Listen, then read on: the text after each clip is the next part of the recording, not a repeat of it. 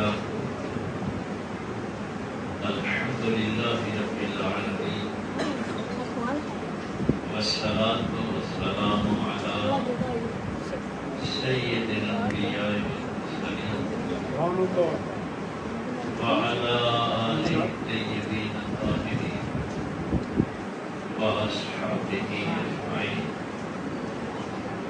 أما بعد فقد قال الله تبارك وتعالى في القرآن المجيد: أعوذ بالله من الشيطان الرجيم بسم الله الرحمن الرحيم إنا أرسلناك شاهدا ومبشرا ونذيرا لتؤمنوا بالله ورسوله وتعزروه وتوقروه وتسبحوه بكرة وأصيلا. آمنت بالله صدق الله العظيم. اللہ رب العزت کی حمد و ثنا کے بعد اور پاک پیغمبر صلی اللہ علیہ وآلہ وسلم کی بابرکت منزہ اور کریم ذات میں ہدیہ درود و سلام پیش کرنے کے بعد نہایت ہی واجب الاحترام حضور صاحبزادہ سید عثمان گیلانی صاحب، صاحبزادہ محمد طیب حفیظ صاحب، صاحبزادہ محمد علی صاحب، صاحبزادہ فقیر الحق صاحب، صاحبزادہ نصیر احمد صاحب، اور میرے بھائی اور برخدا مفتی جمیل احمد صاحب کے سرکار علامہ شفیق صاحب، دیگر معزز علماء، سامعین، بزرگوں، دوستوں، عزیز بھائیوں، پہلے سے جو علماء پیچھے جو بیٹھے ہیں وہ آگے تشریف ہیں، علماء کو آگے تشریف ہیں، آ جائیں پھر میں آپ کو دکھا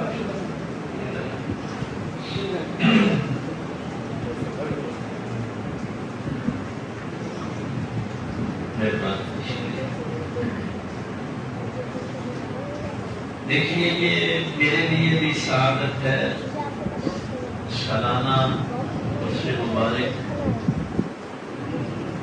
حضور صوفی محمد اقبال رحمہ اللہ. کچھ ہستیاں ایسی ہوتی ہیں بس نماز ٹھیک ہے جتنی آ جائے یہاں بندوں تک پہنچنا ضروری ہے. دو قسم کے لوگ ہوتے ہیں. لوگ پوچھتے ہیں نا کہ مثلا اس شہر میں اب بھی مجھے کوئی بتا رہا تھا کہ تقریباً ہمارے اہل سنت والجماعت بریلوی مسلک کی کچھ 66 مساجد ہیں اور 60 میں جمعہ ہوتا ہے. ٹوٹل جمعے جو ہیں وہ 90 ہو رہے ہیں. اور بھی بہت سے علماء ہیں دنیا میں آتے ہیں چلے جاتے ہیں. یہ صوفی اقبال صاحب کی وجہ سے ہی مسرور کیوں مشہور ہے؟ اس کی کیا وجہ ہے؟ سال ظاہر ہے یہ تو سال بعد صاحبزادگان اور یہ سارے عقیدت مند اہتمام کرتے ہیں اور یہ ان کا فرض بھی ہے. ایک بات ہمیشہ یاد رکھیں، انسان دو قسم کے ہیں جو قرآن کریم نے بیان کیے. باقی تو یہ تنظیمیں اور فرقے یہ ہم نے بنائے ہوئے ہیں. انسان دو قسم کے، ایک وہ ہے جو اسی دنیا کی کامیابی کو کامیابی سمجھتے، اسی کی ناکامی کو ناکامی سمجھتے ہیں اور ہر فیصلہ اس زندگی کے لیے کرتے ہیں. ان کے لیے قرآن نے، اب میرے پاس اگر کوئی بندہ آ جائے نا ڈپریشن ہے، پتہ نہیں انزائٹی ہے اور کون کون سی بیماریاں ہیں، قرآن نے کہا الہاکم التکاثر، اس دنیا کی مال کی طلب کی جو خواہش ہے اس نے تمہیں ہلاک کیا. یہ جو تمہارے اندر بیماریاں ہیں اس کی وجہ یہ ہے کہ تم نے اسی دنیا کو سب کچھ سمجھ لیا. اور پھر اس کی سزا یہ ہے کہ راستے میں اگر توبہ نہ کی تو حتی زرتم المقابر، آگے بڑھتے بڑھتے قبروں کی زیارت کر لو گے، یہ ٹینشنیں ختم نہیں ہوں۔ تو اب اگر ایسے لوگ جن کی روٹی روزی دین کے ساتھ لگی ہوئی ہوتی ہے، وہ کبھی تربیت کا کام نہیں کر سکتے، وہ کبھی دین کا کام نہیں کر سکتے۔ وہ تو دیکھیں گے کہ مسجد کی انتظامیہ ناراض نہ ہو جائے، یہ بندہ مجھے چندہ دیتا ہے، میرے مدرسے کو دیتا ہے، یہ ناراض ہو جائے۔ دوسرے وہ ہیں جن کو اپنی آخرت عزیز ہے، وہ اپنی دنیا قربان کر کے آخرت کی بات کرتے ہیں۔ کیوں؟ بھائی قرآن نے کہا ہے وَالْآخِرَةُ خَيْرٌ وَأَبْقَىٰ، آخرت اس دنیا سے بہتر ہے اور باقی رہنے والی ہے۔ وہ لوگ ہیں وہ جو دین کا کام کرتے ہیں، وہ دنیا قربان کر کے اپنی آخرت کی فکر کرتے ہیں۔ یہ گواہی میں نے کسی عام بندے سے نہیں سنی، یہ گواہی میرے حضرت صاحب قبلہ پیر صوفی محمد یوسف صاحب نے دی، چونکہ یہ سیالکوٹ سے کٹھے دیر میں سفر کر کے یہاں تک آتے ہیں۔ تو انہوں نے ساری زندگی دین پھیلانے کے لیے، تربیت لوگوں کی کرنے کے لیے یہ کام کیا۔ ظاہر ہے تصوف کے ساتھ بھی ان کا تعلق تھا۔ قبلہ شاہ صاحب کے زیر سایہ ہمارے صوفیاء نے ایک بڑا جملہ کہا ہے، جتنے میں سمجھتا ہوں کہ اگر یہ جملہ آج اگر آپ کو میں جو ہدیہ کر رہا ہوں یہ سمجھ میں آ گیا نا، تو صوفی اقبال صاحب کی پوری زندگی آپ کی سمجھ میں آ جائے۔ صوفیہ پتہ کیا کہتے ہیں؟ وہ کہتے ہیں ہم جس سے بھی ملے اس نے کہا وہاں جاؤ جہاں تمہاری عزت ہو، جہاں عزت نہ ہو وہاں جانے کی کوئی ضرورت نہیں۔ تو جب سب کا یہی فیصلہ تھا تو ہم اللہ کے در پہ آ گئے، اس لیے کہ عزت تو وہی پہ تھی۔ صوفیاء عزت کے لیے اللہ کے در پہ جاتے ہیں اور دنیا دار عزت کے لیے دنیا داروں کے در پہ جاتے ہیں۔ اس لیے وہ دین کا کام نہیں کر سکتے، تربیت کا کام نہیں کر سکتے۔ وہ اقبال نے جو جملہ کہا تھا ایسے تو نہیں کہا تھا پرواز ہے دونوں کی اسی ایک فضا میں، کھس کا جہاں اور شاہی کا جہاں، الفاظ و معنی میں تفاوت نہیں دیکھے، ملا کی اذاں اور مجاہد کی۔ یہ نہیں ہے سوشل کام بھی جو تھے۔ دیکھیے یہ رسم ہوتا ہے اس لیے ہے کہ ایک انسان نے اللہ رسول کے راستے پہ چل کے کامیاب زندگی کیسے ہوتا۔ میں نے اس دن خطبہ جمعہ میں بھی ایک بات عرض کی تھی۔ دیکھیے جب اللہ فرماتا ہے نا من یعظم شعائر اللہ فإنها من تقوی القلوب، اللہ کی نشانیوں کی عزت کرو۔ شاعر شعیرہ کی جمع ہے، یہ دل کا تقوی ہے۔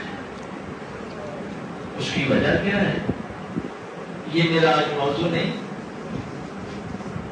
نشانی کی عزت اس لیے ہے کہ نشانی اصل تک پہنچا، منزل نشانی نہیں ہے۔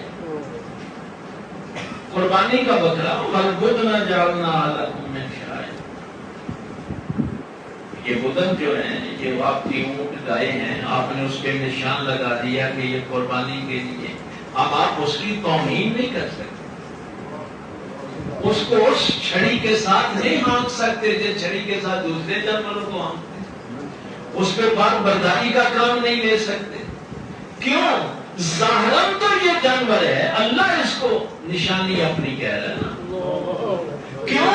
اس جانور کو دیکھ کے ابراہیم یاد آتے ہیں۔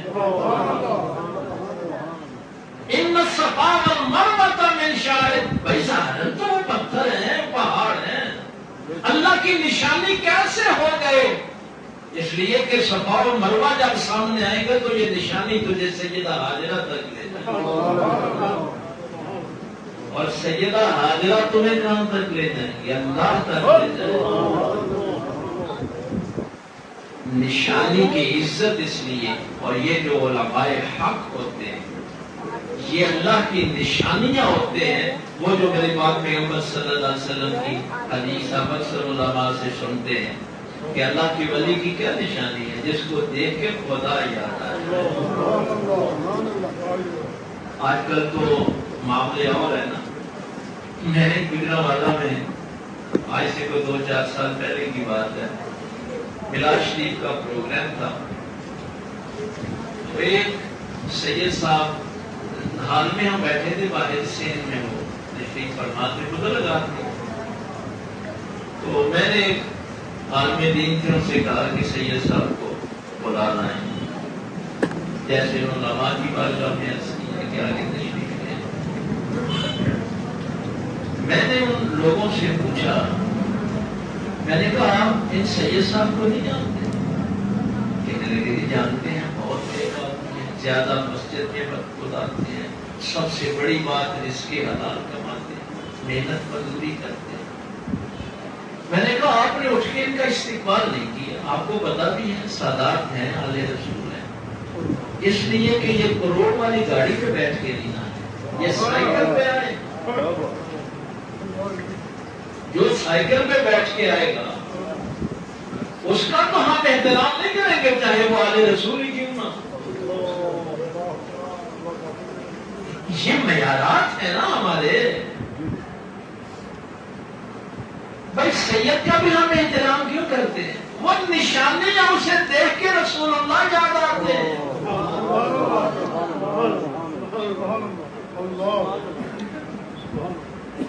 علماء جن کو دیکھ کے خدا یاد آ جائے، رسول اللہ صلی اللہ علیہ وسلم یاد آ جائے، تو یہ ان ہستیوں میں ان کا تعارف ہے، نئے نسل کے جو نوجوان ہیں ان کو بتانا، ان تک یہ سارا فیض ان کا پہنچانا، یہ ہماری ذمہ داری ہے۔ لیکن ایک بات ہے،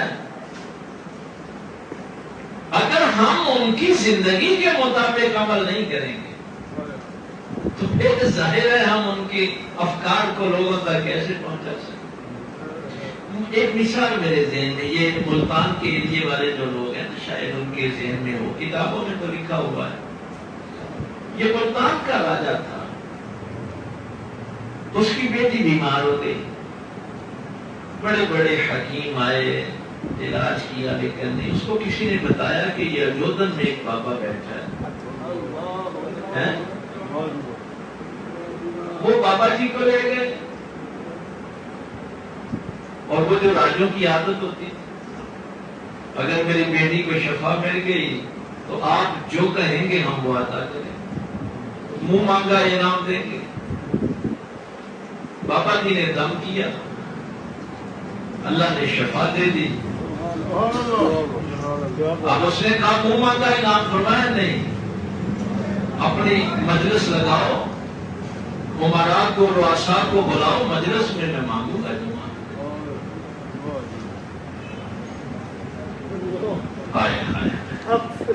محفل لگی، راجا نے کہا بابا جی مانگو جو مانگنا ہے، بابا جی نے کہا میں نے تو آسان دینی ہے۔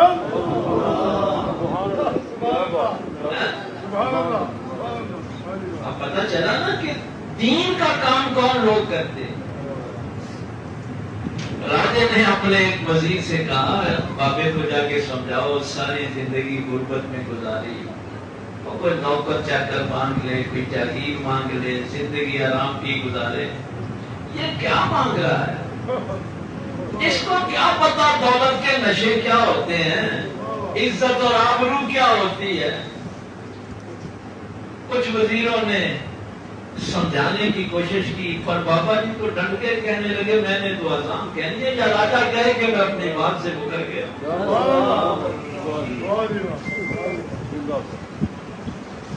ہمارے تو آج کل پتہ ہے نا، ناکامی اس کی نظر شیئر کرتے ہیں جس نے 500 روپیہ دینا، بھائی کسی غریب کی نظر نہیں کبھی شیئر کی ہے۔ یہ کچھ رہ گیا نا، اس لیے میں نے دونوں طبقوں کا ذکر کیا، علماء حق اور علماء سو میں جو لائن لگائی ہے نا ہمارے فقہا نے، وہ پتہ کیا ہے؟ جو یہ دنیا کی دولت اکٹھی کرتے ہیں وہ علماء سو ہیں، یہ لائن لگائی، اور جو اپنی دنیا اللہ رسول کے لیے قربان کر دیتے ہیں وہ علماء حق۔ سبحان اللہ، سبحان اللہ۔ آخر ان کا دماغ کھٹکا، یہ بابا جو کہہ رہے ہیں نا کہ اذان کہنے، فیصلہ ہوا کہ چلو ایسا کرتے ہیں کہ وہ ہندو ٹل لٹکا دیتے ہیں، ویسے بھی مندروں کے باہر لٹکا ہوتا ہے۔ ہمارے بھی کئی سیاستدان تو ایک طرف رہے، آپ کے ملک کا بہت بڑا ایک مولویوں کا سربراہ ہے، وہ بھی ہندوستان گیا تھا تو ٹل کھڑکا کے مندر میں گیا تھا۔ یہاں مزاروں کے متعلق باتیں کرنے والے مندروں سے مرادیں مانگتے ہیں، یہ ولیوں کی گستاخی کی سزا ہے ان کو۔ نعرہ تکبیر، نعرہ رسالت، نعرہ تحقیق، نعرہ حیدری، نعرہ غوثیہ، علماء حق اہل سنت۔ یہ مندروں میں ٹل کھڑکا کے جاتے ہیں ولیوں کی توہین کرنے والے، اور ولی مندروں میں آذان کی آواز بلند کرتے ہیں۔ سبحان اللہ۔ اب وہاں ظاہر ہے راجا تھا، دنیا تو لے سکتے تھے نا، سب کچھ لے سکتے تھے۔ شاید میں نے کسی موقع پہ، مجھے یاد ہے حضرت صاحب صوفی اقبال صاحب رحمہ اللہ، یقین جانیے اس جمعے میں لاہور سے آیا کرتا تھا جمعہ پڑھانے، ماشاءاللہ، اور یہاں ان کی کرسی ہوتی تھی، میں یہاں ممبر پہ ہوتا تھا۔ سبحان اللہ۔ اور جس دن میں نے وہ حضور داتا صاحب کا مائی رابعہ بصری کا واقعہ بیان کیا تھا، اور ان کی پھر وہ جو کیفیت ہوتی تھی ہونے کی، دقت داری ہو جاتی تھی، ہاں یہ نشانی تھی عشق رسول، یعنی نعت پڑھتے ہوئے یاد ہی نہیں رہتا تھا میرے ارد گرد بھی کوئی بیٹھا، یہ کیفیت ہوتی تھی۔ ایک شخص نے آ کے کہا تھا بھائی صاحبہ میں آپ کی کوئی خدمت کرنا چاہتا، تو بھائی صاحبہ نے فرمایا مجھے کیا دے گا؟ یہ دادا صاحب نے نشو المعجوم میں لکھا ہے یہ بات۔ بھائی صاحبہ نے کہا کیا دے گا مجھے؟ کہنے لگا جی کوئی زمین کا ٹکڑا، کوئی جاگیر، اس وقت یہ اونٹ، خچرے، اس کو مال کہا جاتا تھا، اس کو جانوروں کو مال کہا جاتا ہے، کوئی نوکر چاکر، کوئی شرطیاں۔ آپ نے فرمایا بس اتنا کچھ ہی؟ بھائی صاحبہ نے فرمایا بس اتنا کچھ ہی؟ اس نے کہا بھائی صاحبہ یہ بہت کچھ ہے جس کا میں نے ذکر کیا۔ تو بھائی صاحبہ نے فرمایا یہ تیری جاگیر، یہ تیری اشرفیاں، یہ درم و دینار، یہ سب کچھ تو دنیا ہے۔ دنیا مانگتے ہوئے تو مجھے اللہ سے شرم آتی ہے، میں تم سے مانگوں گی؟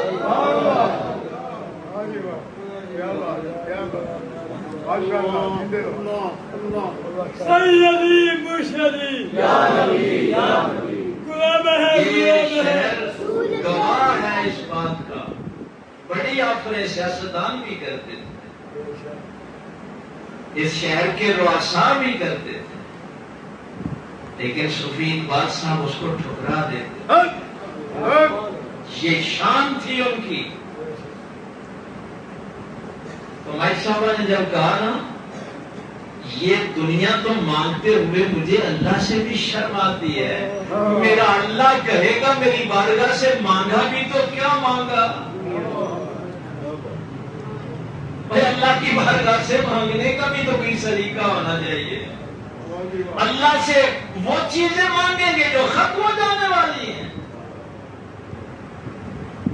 اللہ کی بارگاہ سے کبھی مغفرت سے کم کوئی چیز نہ مانگنا، نجات سے کم کوئی چیز نہ مانگنا، رسول اللہ صلی اللہ علیہ وسلم کی شفاعت سے کم کوئی چیز نہ مانگنا۔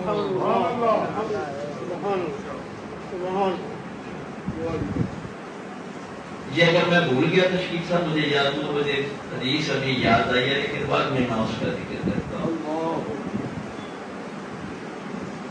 بابا جی نے جب فرمایا میں نے آزان دینی ہے،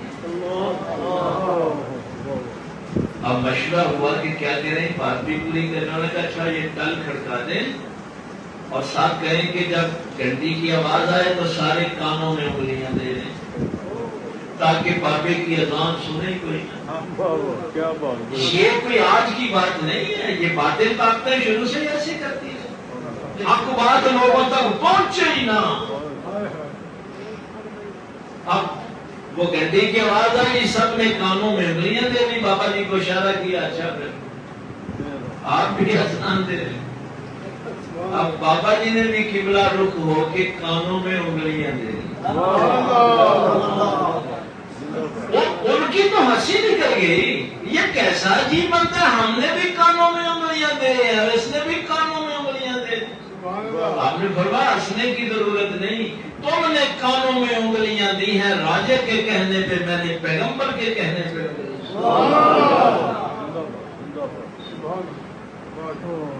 اور پھر مدینہ شریف کی طرف رخ کر کے جملہ کہا، حق پرستوں کی اگر تمہیں دل جوئی نہیں، تانا دیں گے کہ بت مسلم کا خدا کو۔ میں تو یہی کہہ سکتا تھا، یہی کر سکتا تھا، مولا اگر آج یہاں سے میں خالی کرا دوں۔ اب یہ تاریخ کہتی ہے کہ اجودن کے شہنشاہ نے جب کہا اب کانوں میں انگلیاں ہیں، یہ تیری ذمہ داری نہیں، یہ میری ذمہ داری نہیں، یہ انبیاء کے لیے بھی یہی ہے، وما علینا الا البلاغ ہے، ہمارا کام پہنچانا ہے، ہدایت میرے اللہ کا کام ہے۔ ادھر فرید اشہد ان محمد رسول اللہ کہہ رہے تھے اور ادھر مجمع کی زبان پہ سب نے اشہد ان محمد رسول اللہ کہہ رہے تھے۔ حق فرید حق فرید حق فرید بھائی یہ بابا جی کی کرامت ہی سمجھے، ہمارا شریف آ رہا ہے، شریف ہے، یہ اللہ کی مرضی ہے۔ ویسے ابھی میں یہ سوچ کے نہیں آیا تھا، میں ابھی آیت کی طرف تو آیا ہی نہیں۔ وہ جو بات میں نے کہی تھی نا مانگنے والی، وہ میں نے اپنی طرف سے نہیں کی۔ چلو آج اگر ہم یہ سلیقہ ہی سیکھ لیں، تو ایک بندہ مل گیا، اس نے بڑی خدمت کی۔ سرکار نے فرمایا صلی اللہ علیہ وسلم، فرمایا جب کبھی مدینہ شریف آئے گا تو مجھے ملنا، میں بھی تیری مہمان نوازی۔ وہ بھی ایک سفر پہ ایک دل مدینہ شریف کے قریب سے گزر رہا تھا، یاد آ گیا، سرکار کی بارگاہ میں آیا، حضور نے خدمت اس کی کھانا کھلایا، تو فرمایا کوئی چیز چاہیے، کہنے لگا یہ اونٹنی چاہیے، اونٹنی دے دی۔ فرمایا کچھ اور، اس نے کہا بکری چاہیے۔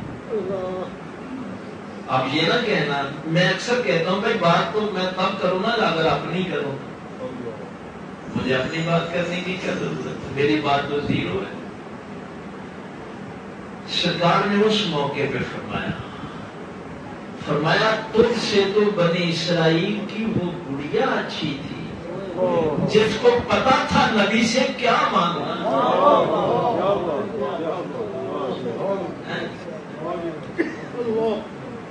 اور نبی کی بارگاہ سے مانگنا کیا ہے؟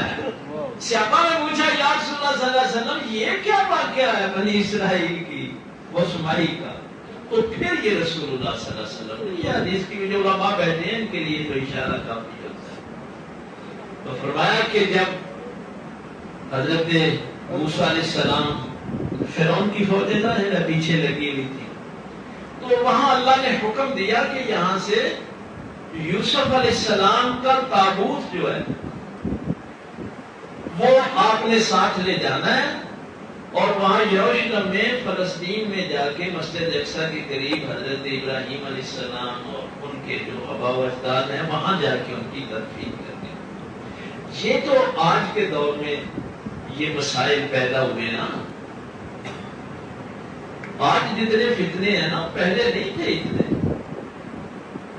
یوسف علیہ السلام کا وصال ہوا تھا تو ان کو پانی کے کنارے اس لیے دفن کیا گیا تھا کہ جب پانی آئے گا اس قبر کو ٹچ کر کے تو پورے شہر کو فیض ملے گا۔ اور یہ قبروں کے منکر تو اب پیدا ہوئے ہیں. آہستہ آہستہ وہ قبر پانی میں چلی گئی تھی. اب مانگنے کا جو سلیقہ، چلو آج بات وہ جو موضوع میں سوچ کے آیا تھا وہ تو سائڈ پہ ہی رہ گیا. اللہ کی مرضی ہے، یہی ضرورت تھی آپ کے لیے تو اللہ نے میری زبان پہ وہی جاری کر دی. مانگنا اللہ سے، اللہ کی بارگاہ سے اور رسول اللہ صلی اللہ علیہ وسلم کی بارگاہ سے کیسے ہے اور کیا مانگنا ہے. یوسف علیہ السلام نے کیا مانگا تھا؟ بِقَدْ آتَيْتَنِي مِنَ وَعَلَّمْتَنِي مِنْ تَأْوِيلِ الْأَحْلَامِ تیرے السماوات والارض انت ولی فی الدنیا ولی مسلمن والحقنی بالصالحین. یہ آپ نے سورہ یوسف کی آیت پڑھنی ہے بلکہ اس کو یاد کرنا ہے تاکہ آپ کے جتنے بھی اہل سنت والجماعت کے عقائد ہیں یہ قرآن سے ہیں. سلیقہ بتایا ہے کیا مانگنا ہے اور کیسے مانگنا ہے. پہلے کیا کرنا ہے؟ پہلے اللہ نے جو کچھ دیا ہے اس کا ذکر کرنا ہے. اور بھائی آج کے بعد جب دعا مانگنے تو آپ بڑا بڑی نہیں آگنا یا اللہ میں بیمار ہوں میرے کو روٹی، اور جو کچھ اللہ نے دیا ہے پہلے اس کا ذکر کرو. جو نعمتیں دی ہیں ان کا تو ذکر کرو پہلے. یوسف علیہ السلام کو بڑی نعمت اس دنیا کی کیا ملی تھی؟ بھائیوں نے کنویں میں پھینک دیا تھا، اللہ نے کنویں سے نکال کے بادشاہ بنا دیا. ایک مفسر نے بڑا جملہ لکھا ہے، اگر یوسف علیہ السلام کے بھائیوں کو علم ہوتا نا کہ اس کنویں سے نکلنے والے بادشاہ بنتے ہیں تو انہوں نے خود گرنا تھا، یوسف کو نہیں گرنا تھا. ہونا آپ ہی اس میٹنگ پڑھنا چاہیے. پہلے اس کا ذکر یا اللہ تیرا شکر ہے تو نے مجھے بادشاہی عطا کی. جو نعمتیں اللہ نے دی ہیں پہلے ان کا تو ذکر. مجھے خوابوں کی تعبیر کا علم عطا کیا. پھر اللہ کی صفات، اے زمین و آسمان کے فاتح انت ولی فی الدنیا والآخرہ،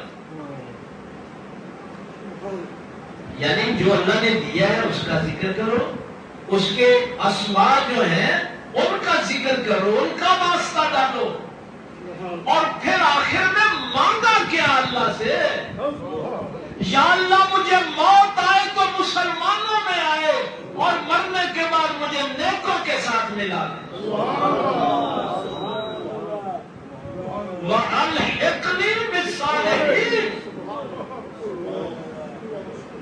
کئی آپ سے پوچھیں گے کہ آپ کیا یہاں ذکر کرنے کے لیے بیٹھے تھے؟ ان کا قرآن سے تعلق کوئی نہیں ہے.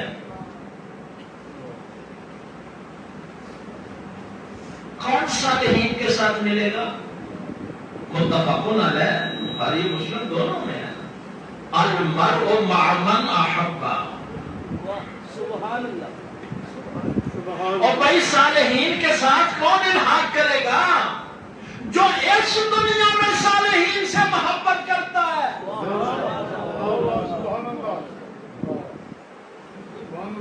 یہ بخاری مسلم دونوں میں ہے. جو یہاں جن سے محبت کرتا ہے انہی کے ساتھ ملے گا.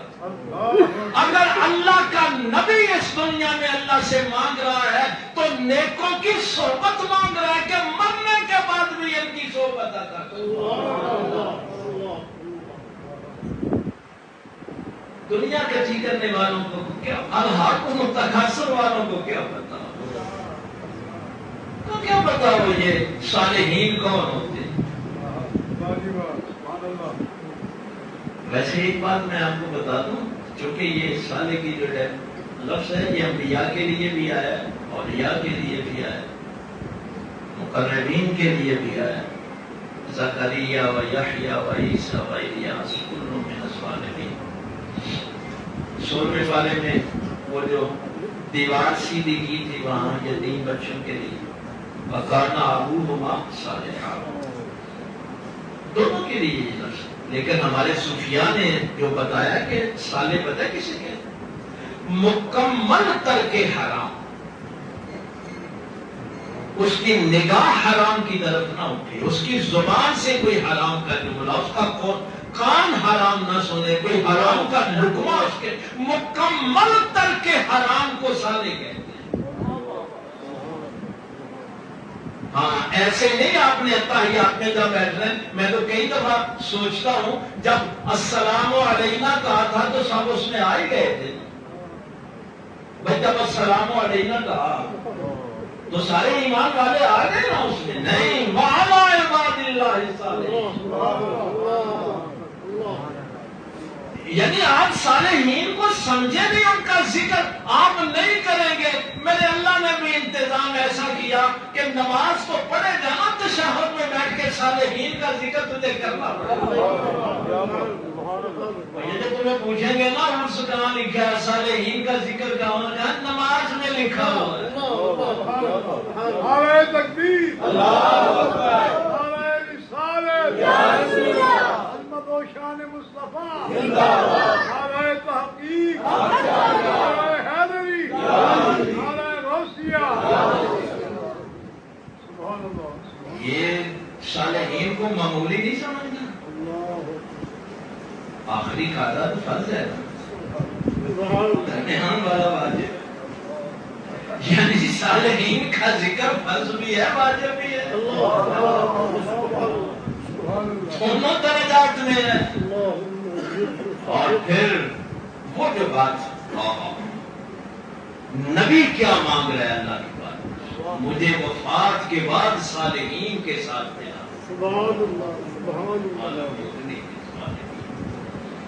تو وہ قبر جو تھی وہ تو آگئی پانی میں. اب صحرائے سینا میں آگے جا کے موسیٰ علیہ السلام کا وہ قافلہ جو تھا وہ بھٹک گیا. اب سوچا وہ تو اللہ نے کہا تھا کہ یوسف علیہ السلام کا تابوت لے پھر واپس آئے. تو وہاں اس قافلے میں ایک گڑیا تھی. کچھ لوگوں نے اس کی 200 سال عمر لکھی ہے، اس نے 250 سال کے قریب. اس نے کہا کہ مجھے معلوم ہے یوسف کی قبر کہاں. تو موسیٰ علیہ السلام نے فرمایا کہ پھر نشاندہی کرو. اس نے کہا ایک شرط پہ کرو. ایک شرط ہے، وعدہ کر جنت میں اپنے ساتھ ہم سائنی میں رکھے گا.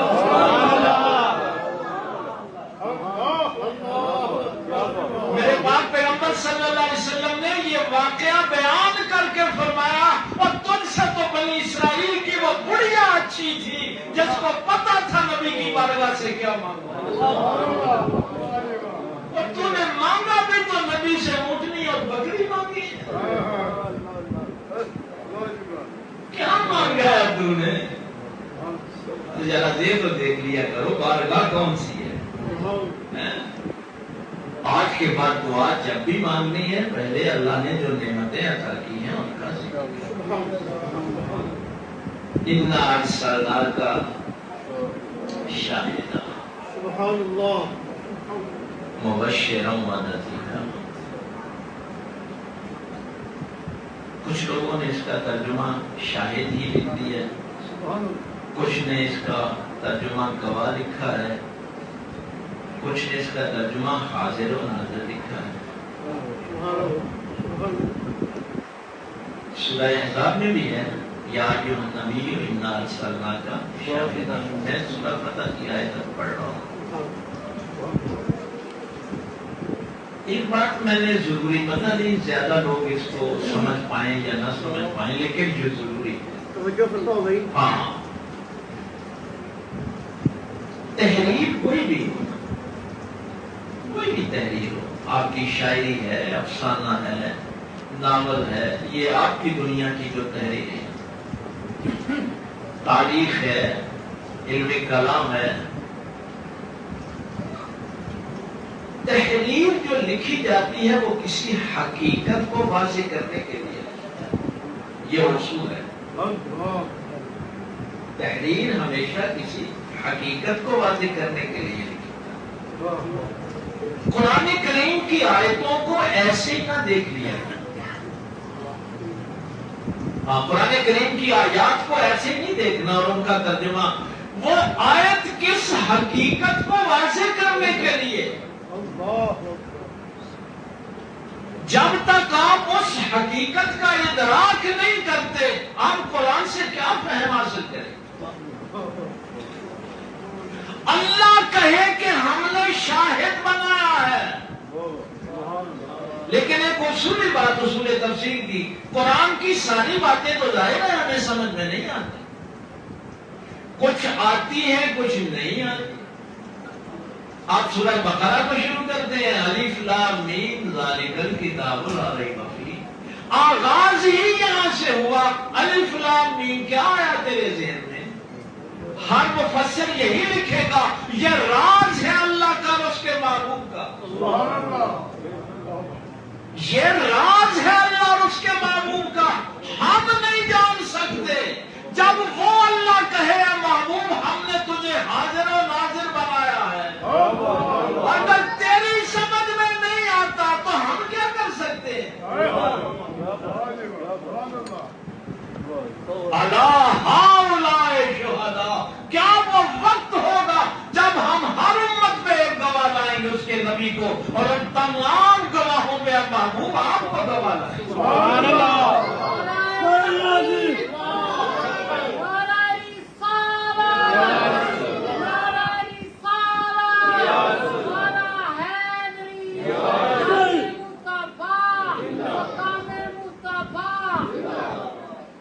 سیدی مرشدی مبشرا و نذیرا، یہ چیز جو ہے نا یہ بہت سمجھنے والی۔ ظاہر ہے میں شاہد کے لیے تو اور بھی بہت سی چیزیں ہیں قرآن کریم کی، اور بہت سی آیات ہیں۔ میں سردار پٹیانے میں تھا تو وہ بندے بڑے ظاہر ہے آج کل کیوں کہ وہ ناتے ہیں، اور نبی پاک صلی اللہ علیہ وسلم کو بار بار نا وہ مہتاب اور چاند ایسے کہہ رہا تھا۔ تو میں نے ان سے یہ عرض کیا، میں نے کہا یہی بات ہے جو اللہ نے سورہ یاسین میں فرمائی کہ وَمَا عَلَّمْنَاهُ الشِّعْرَ وَمَا يَنبَغِي لَهُ، ہم نے اپنے محبوب کو شعر کہنا نہیں سکھایا اور اس کی ضرورت بھی نہیں تھی۔ اللہ فرماتا ہے ہم نے اپنے پیغمبر کو شعر کہنا سکھائے، اس کی ضرورت بھی نہیں۔ یہ ایک علیحدہ پورا موضوع ہے شاعری کے متعلق، یہ پھر کبھی موقع ملا تو اس پہ بات کریں گے۔ لیکن بات جو میں نے کہا ہمارے جو اسلاف تھے نا وہ کہتے تھے کبھی بھی نبی پاک صلی اللہ علیہ وسلم کو چاند سے تشبیہ نہیں دی۔ قرآن نے سراجا منیرا کہا ہے، قرآن نے والشمس والضحیٰ کہا، والضحیٰ واللیل اذا سجا کہا۔ قرآن نے کبھی بھی نبی پاک کو چاند نہیں کہا۔ آج کی سائنس یہ کہتی ہے کہ سورج عطا کرنے والا ہوتا ہے، چاند لینے والا ہوتا ہے۔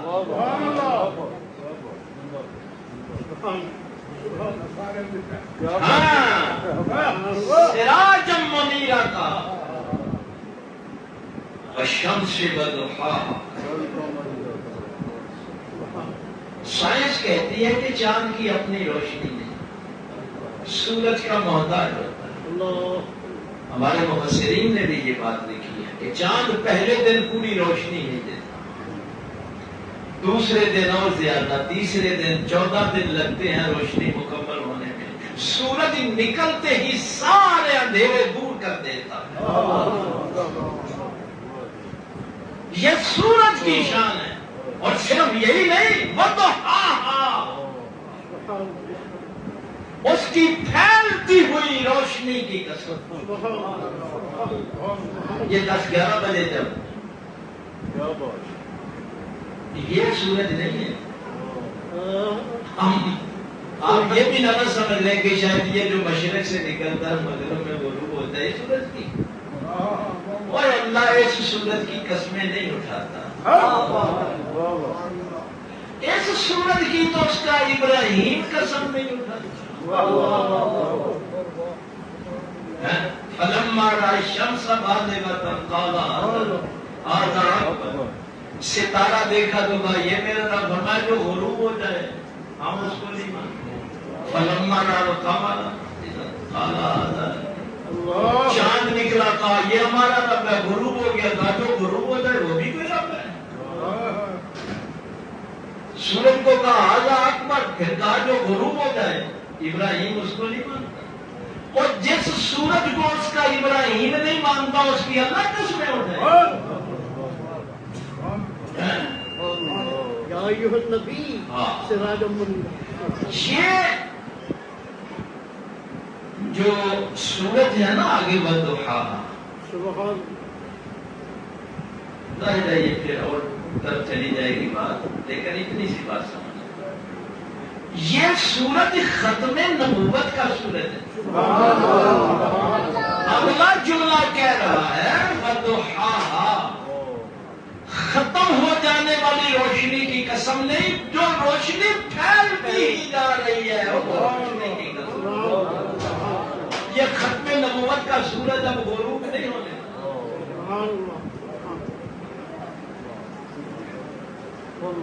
جو میں بات کہہ رہا تھا، ہر تحریر کسی حقیقت کے لیے لکھی جاتی۔ آگے جملے جو آئیں گے نا، میں جلدی پھر اس کا ترجمہ کر دوں۔ لِتُؤْمِنُوا بِاللَّهِ وَرَسُولِهِ، رسول اس لیے بھیجا ہے کہ بھائی اس پر ایمان لاؤ، رسول پر ایمان لاؤ، اللہ پر ایمان لاؤ، اس کے رسول پر۔ یہ ہاں کی زمین جو ہے جب تک اللہ کی طرف پلٹ رہی ہے۔ اب آپ تو کہیں گے، میں بھی کہوں گا، اور اللہ کو خوشامدی غلاموں کی ضرورت نہیں، وفادار غلاموں کی ضرورت ہے۔ یہ خوشامدی غلام تو بتائیں گے، جدھر نفع دیکھا ادھر چلے گئے۔ وفادار غلام جانے دے دیتے ہیں، آقا کا در نہیں چھوڑتے۔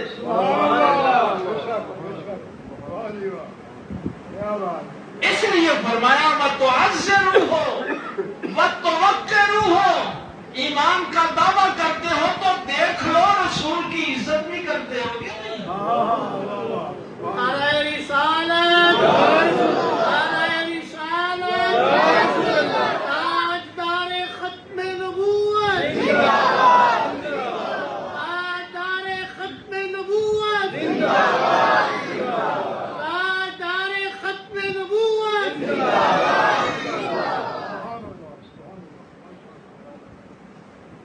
کتنے لوگ عزت کرتے ہیں؟ اچھا یہ بھی تو مصیبت ہے نا، پیچھے اللہ اور اس کا رسول، لِتُؤْمِنُوا بِاللَّهِ وَرَسُولِهِ، اور آگے واحد کا سیگا، آگے سیگا واحد۔ یہ نہیں کہا اللہ کی بھی عزت کرو، اس کے رسول کی بھی عزت کرو۔ جس نے رسول کی عزت کر لی اس نے اللہ کی کر لی۔ دونوں کی عزت ایک ہے، توقیر ایک ہے۔ کیوں؟ اس دن میں نے شاید یہ لوگ ادھر خطبہ جمعہ میں موجود تھے، وہاں یہ میں نے ایک دلیل پیش کی تھی کہ آپ یعنی نبی پاک کی سب سے جو عزت اللہ فرماتا ہے نا کریں، اس کی وجہ کیا ہے؟ اس کی وجہ یہ ہے کہ نبی پاک کے بغیر آپ اللہ کی معرفت حاصل نہیں کر سکتے۔ اگر یہاں عزت میں کمی آ گئی تو وہاں معرفت میں کمی آ جائے گی۔ یہ جملہ اچھی طرح سمجھ لیں، گواہی عقل نہیں دیتی۔ آپ نے گواہی دینی ہے نا، اشہد ان لا الہ الا اللہ وحدہ لا شریک لہ واشہد ان محمدا عبدہ ورسولہ، گواہی دینی ہے، گواہی عقل دے گی۔ بھائی عقل تو معرفت سے بہت دور ہے۔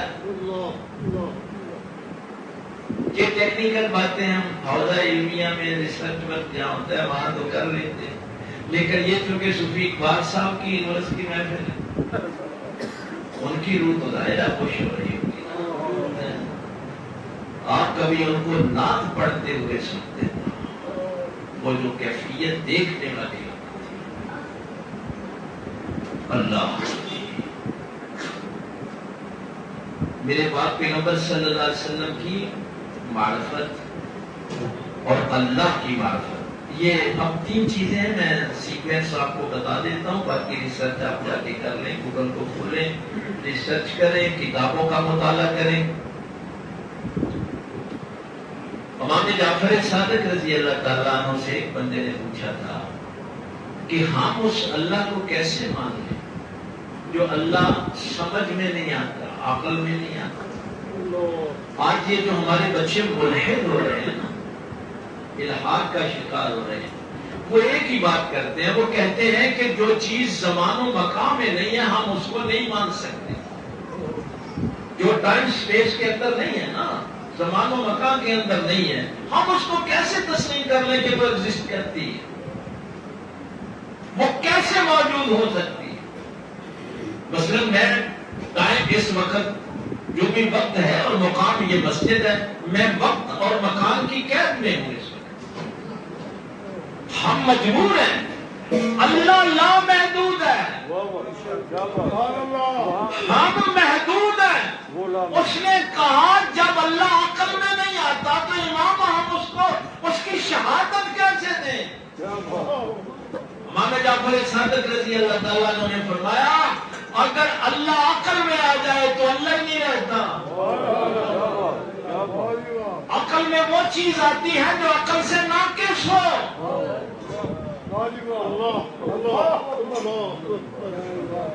عقل کا پیدا کرنے والا عقل سے ناقص کیسے ہو سکتا ہے؟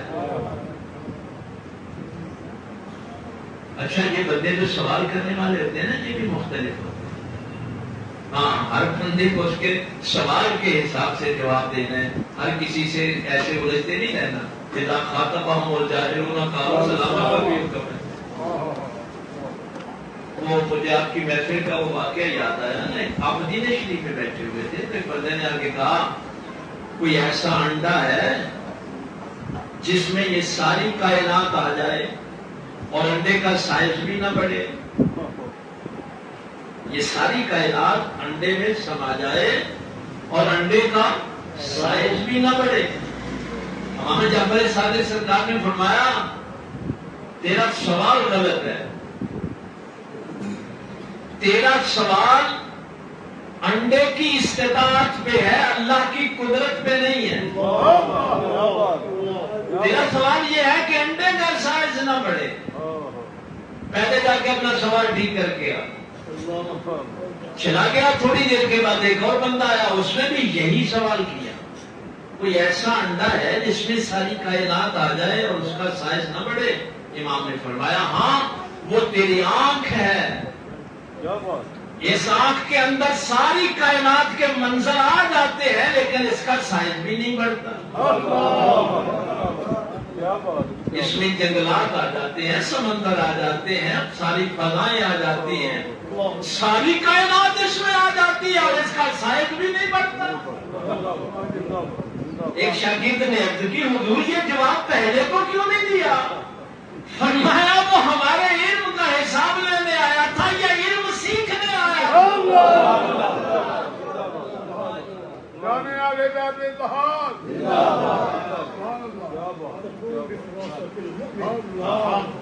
اس لیے ہر ایک سے الجھنا بھی نہیں ہے، کوئی ضرورت نہیں ہے الجھنے، یہ قرآن کا حکم ہے بھائی۔ تو عقل میں کون سی چیز آئے گی جو عقل سے ناقص ہوگی؟ اب زمانہ مکان کا کوئی بھائی یہ جو ٹائم ہے یہ ہم سورج کو دیکھ کے لیتے ہیں، یہ میں اپنے نوجوان بچوں کے لیے عرض کر رہا ہوں، یعنی ایک شمسی دن جو ہے سورج کا 1/، یعنی 1,86,000، یہ جو حصہ ہے یہ 1 سیکنڈ ہے، اس سے آپ منٹ بناتے ہیں، منٹوں سے گھنٹے بناتے ہیں، دن بناتے ہیں۔ جو کائنات اس صورت سے باہر ہے وہاں وقت کا تعین کیسے کرتے ہیں؟ یہ تو عام کے سورج کا ہے نا ایریا. ایک شمسی نظام جو ہے یہ بہت چھوٹا سا نظام ہے. اس کے باہر جو نظام ہے وہاں وقت کیسے دیکھا جاتا ہے؟ اب اس نظام کا جو خالق ہے وہ اس نظام کے اندر کیسے آ سکتا ہے؟ تو یہ جو لفظ احد ہے نا، قل هو اللہ احد کی ڈیفینیشن یہی ہے جو نہ حدود میں آئے نہ حروف میں آئے.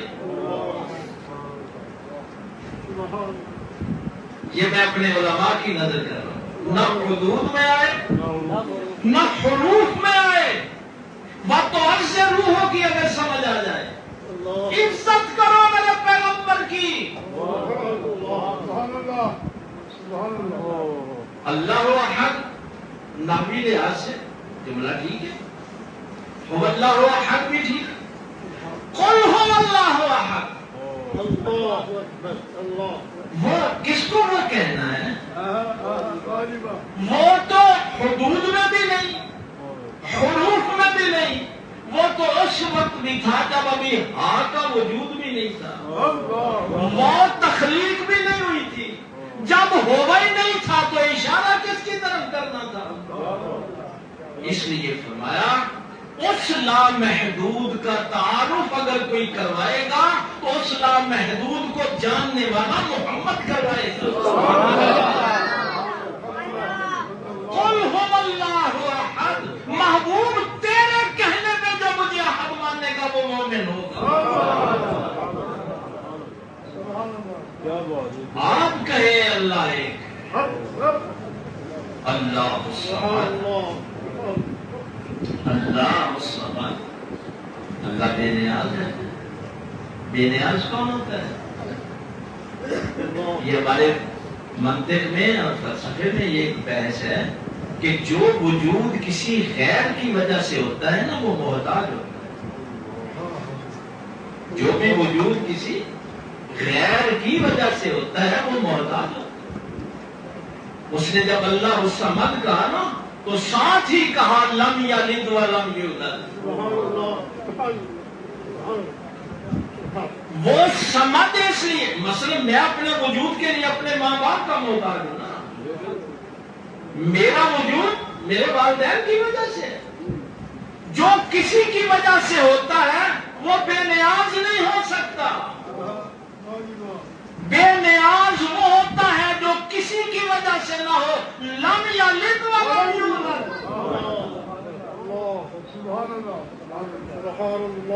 یہ معرفت کون دیں گے؟ یہ رسول اللہ صلی اللہ علیہ وسلم. وَتَوَكِّلُوهُ. آپ تو اردو میں دونوں کا ایک ہی ترجمہ کر لیں گے نا. توقیر کا معنی بھی عزت ہی کر لیتے ہیں. ہماری اردو تو بیچاری اتنی کمزور ہے.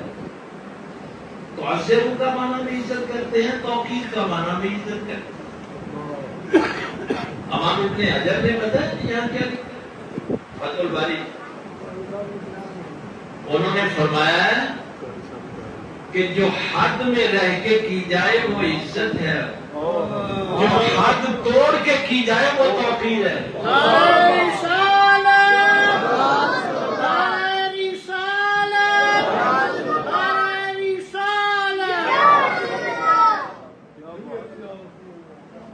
ماں باپ کی عزت کرنی ہے نا, لیکن ماں باپ کے وضو کا پانی تبرکن نہیں اٹھانا.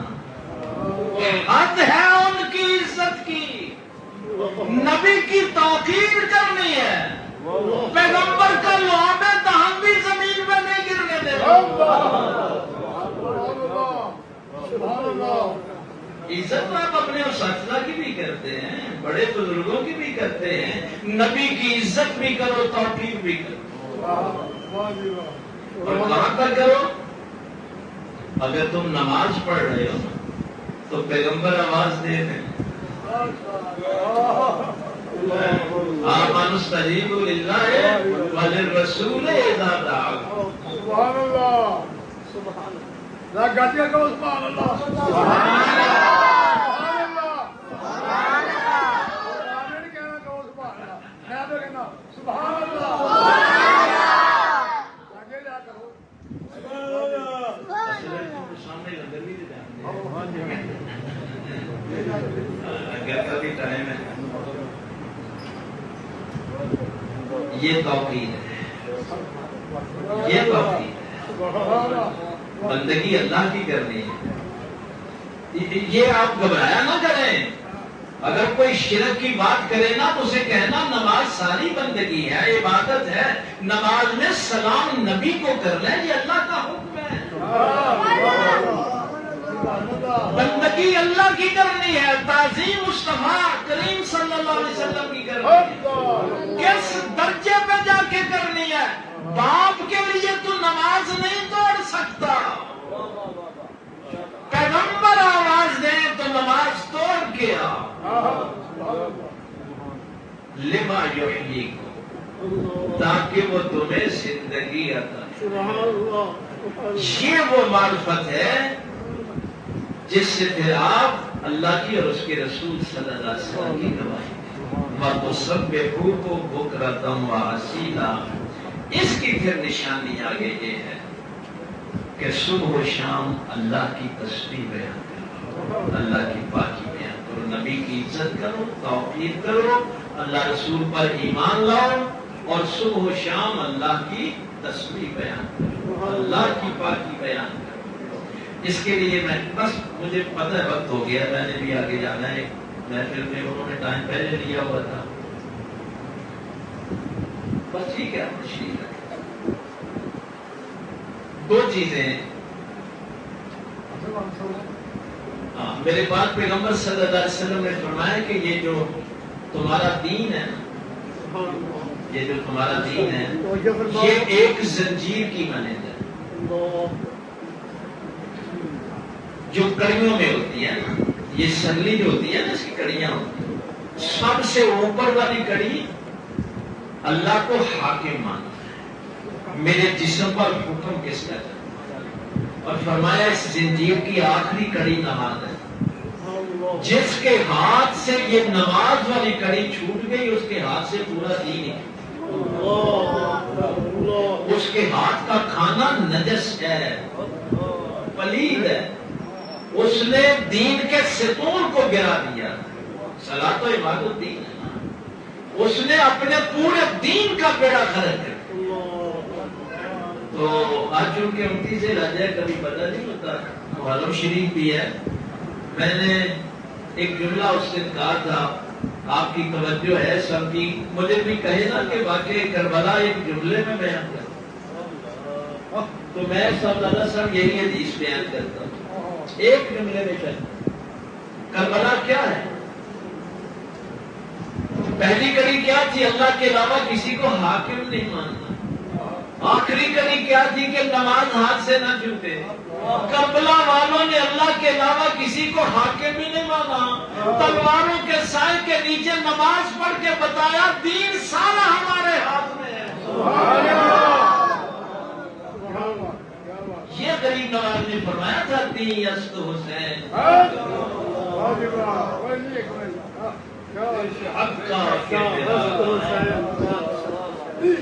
اللہ تعالیٰ کی توفیق دے.